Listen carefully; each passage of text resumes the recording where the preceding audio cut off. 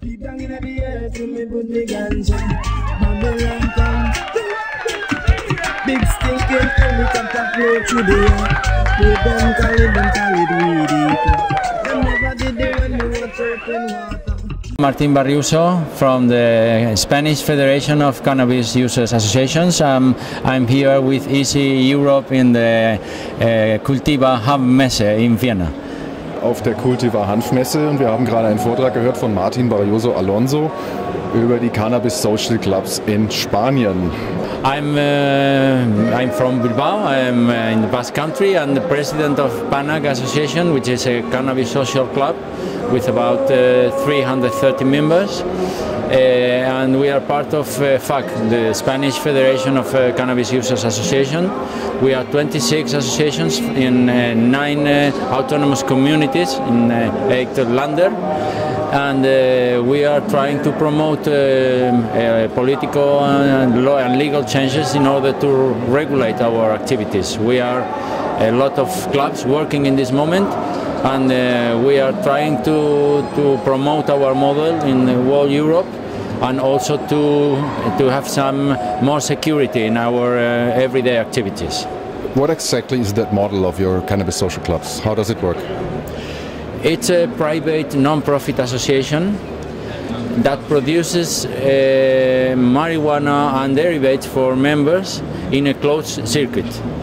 We legally register in the association registration book and an official register, and we do a collective cultivation agreement. Every member makes a provision, a forecast of his or her consumption during the year, and we cultivate attending to that provision, and we distribute among our members, and they pay proportionally to consumption a fee in order to cover the production and management cost.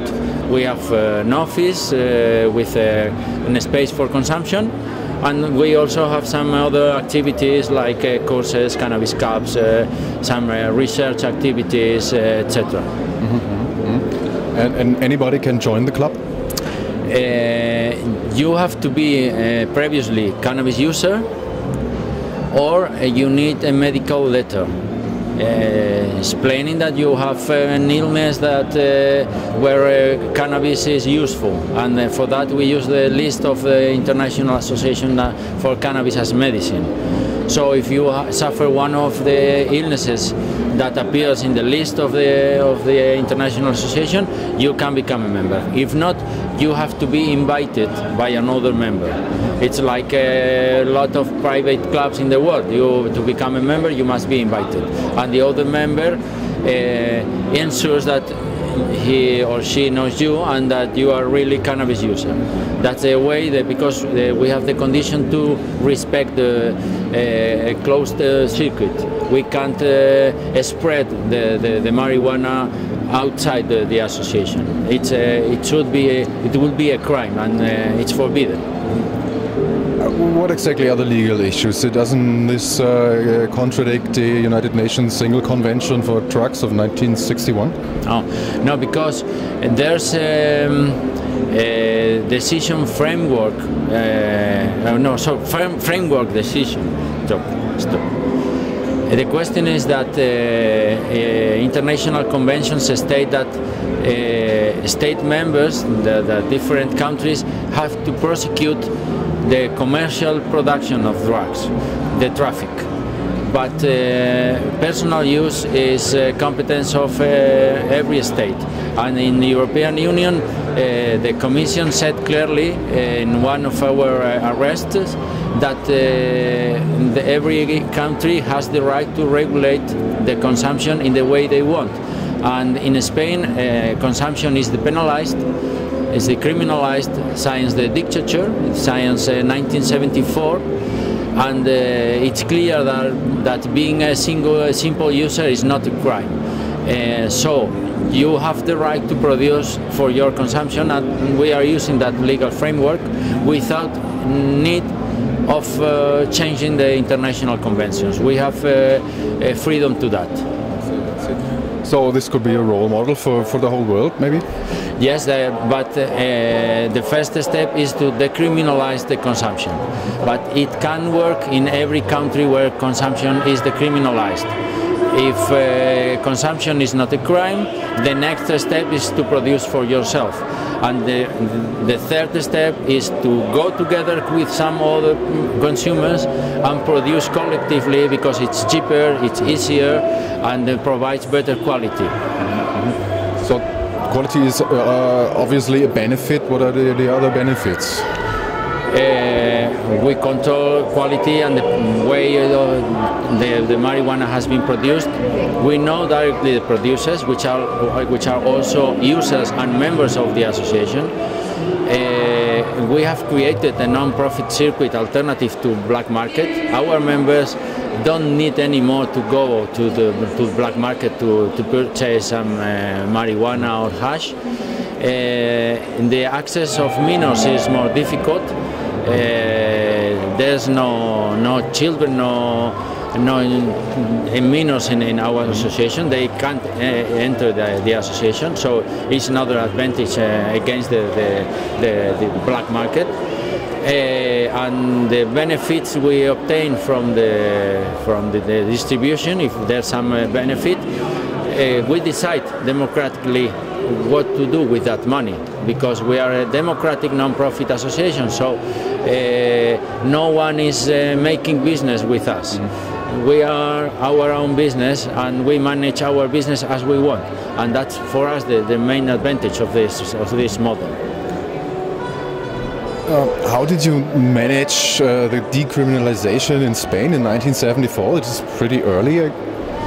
It was a Supreme Court decision, and I think they had very clear that the enemy weren't the users themselves, but the traffickers. And it was an absolutely non-democratic decision from a non-democratic court in a non-democratic regime. But they took, in my opinion, a good decision. And after dictature, during democracy, no one regulated that. That's the main problem. But that decision was respected. So the problem is that in Spain is not an stated number of plants, for example. You don't know where's the limit between personal consumption and trafficking.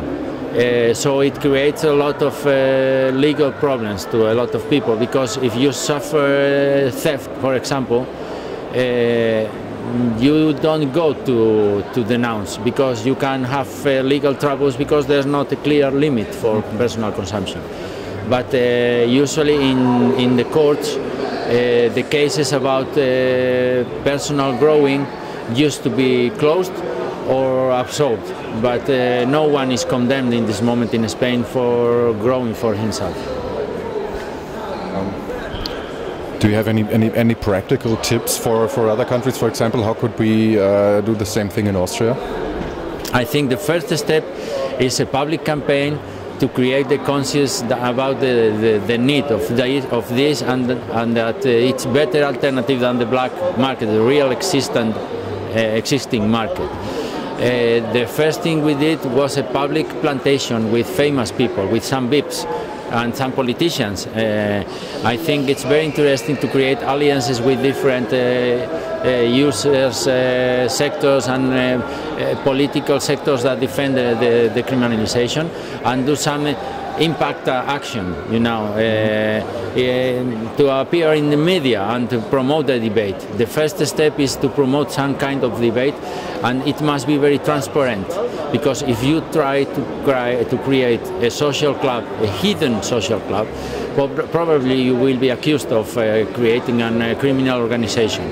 But if you first announce that you have the intention to create that, and you do some kind of public campaign to do that, finally it will be possible. Like in Belgium, they created the club with the participation of a member of the parliament, and they created a big discussion in media, and they had some legal problems, but finally the courts have recognized that they have the right to plant for themselves, and they did their first legal harvest last year. This year, so in 2010. So you have to try. If you don't try, you never arrive. That's because we were tired always with reivindication. We want legalization, and we decided to do. No one is doing for us. Governments are not changing laws. So it's a change we have to do by ourselves. That's the tip.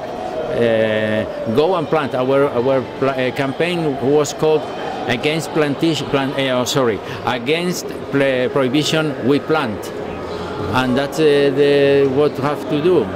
Plant. Action is better than simple words.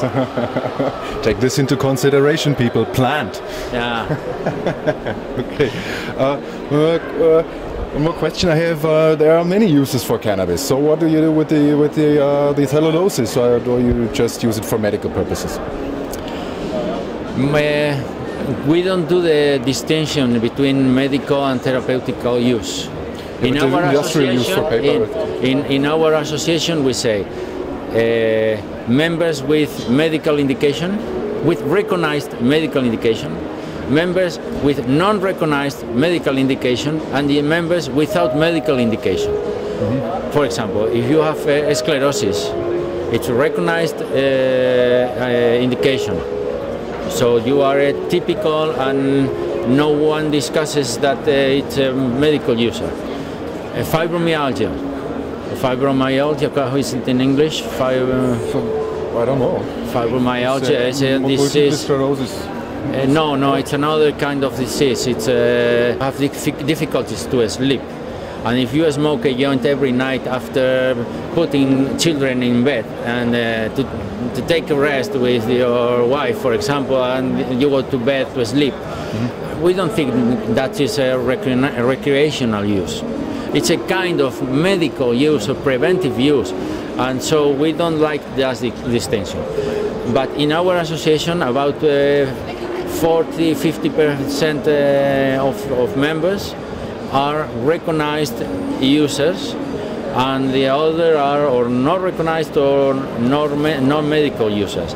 But pure recreational users are very few, not a lot of people in our associations, because our average age is a little high. Young people plant by themselves, and they are coming not so much to the clubs. They do by themselves. Okay, I see.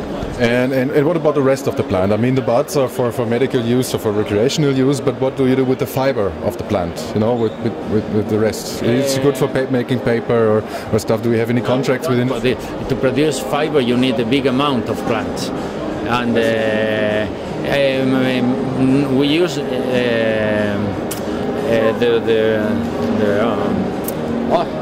the hard parts of the plant, the branches and everything, to switch on the fire in the winter. I see. Oh. And it's very good to prepare some kinds of meat, for example, some barbecue. Okay. We do barbecue with the rest of the dried plant, because to produce the fiber you have to put the plant into the water for some time, and you have to process in a very concrete way, and it's not very compatible with bud production. So it's a different way. We produce a lot of derivatives from the leaf and buds, and we also produce seeds. But the rest, the biggest leaves, and we use there for the compost. And the hard parts for the barbecue. Okay. Well, it's good for barbecue. Which is another way to use the whole plant. We are doing an integral use of the plant, but in a different way to the traditional. Okay, it gives a special flavor to the meat first. Yeah, it has a special flavor. Yeah. Sounds very nice. Maybe I can come to one of your barbecues one day. Thank you. When me was out in water, and when me did them blind fertilizer, yet out of the sky them spitting fire, and I'm a little youth man with a hot temper. Me dig up me stinking rocket launcher, and in the air this was the helicopter me a chant. Some ganja planter, call me the ganja farmer. Deep down in the earth when me put the ganja, Babylon come a lot.